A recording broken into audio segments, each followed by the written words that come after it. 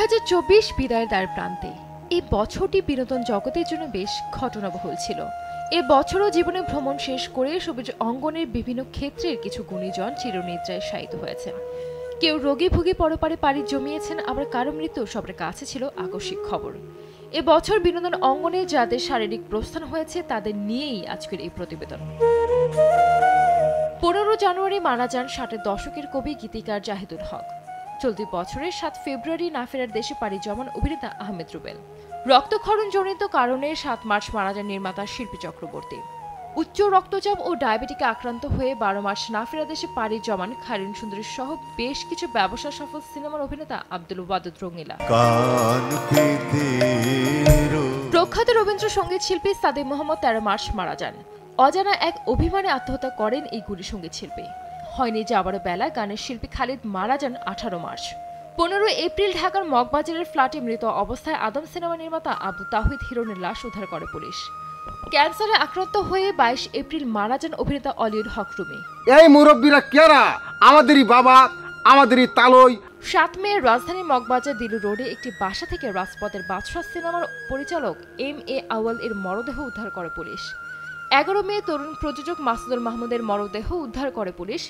প্রাথমিক তদন্তের পর পুলিশ জানান তিনি আত্মহত্যা করেছেন। অভিনেত্রী রিশতা লাবণীর সীমানা 4 জুন সকাল 6টায় চিকিৎসাধীন অবস্থায় মারা যান। 25 জুলাই যুক্তরাষ্ট্রের একটি হাসপাতালে মারা যান জনপ্রিয় ব্যান্ড তারকা শাফিন আহমেদ। 30 জুলাই সকালে রাজধানীর একটি বেসরকারি হাসপাতালে মারা যান কণ্ঠশিল্পী হাসান আবিদুর রেজা জুয়েল। কেন এত কষ্ট পেয়েছো? 17 আগস্ট নিজ বাসায় মারা যান স্বাধীন বাংলা বেতার কেন্দ্রীয় কণ্ঠসৈনিক ওস্তাদ মিহিলাল সাহা। গত 25 সেপ্টেম্বর মারা যান অভিনেতা আলাউদ্দিন লাল। চলতি বছর অক্টোবরে মারা যান 90 দশকে দর্শকপ্রিয় কণ্ঠশিল্পী মণিকিশোর। 19 অক্টোবর রাজধানীর রামপুরার বাসা থেকে তার গলিত মরদেহ উদ্ধার করা হয়। ভুলে কি গেছো তুমি? 31 অক্টোবর মারা গেছেন 21 পদক প্রাপ্ত প্রবীণ অভিনেতা মাসুদ আলী খান। চলতি বছরের 12 অক্টোবর আরেক 21 পদক প্রাপ্ত টেলিভিশন ও মঞ্চ নাটকের অভিনেতা জামাল উদ্দিন হোসেন মারা গেছেন। স্বাধীন বাংলা বেতার কেন্দ্রের অন্যতম 21 পদক প্রাপ্ত সঙ্গীত যোদ্ধা, সুরকার ও সঙ্গীত পরিচালক সুজয় শ্যাম মৃত্যুবরণ করেন 17 অক্টোবর। দুরারোগ্য ব্যাধি ক্যান্সার আক্রান্ত হয়ে 10 নভেম্বর মারা যান ছোট পর্দার অভিনেত্রী আফরোজা হোসেন। বছরের শেষের দিকে এসেও আমরা হারিয়েছি বেশ কয়েকজন গুণী মানুষকে।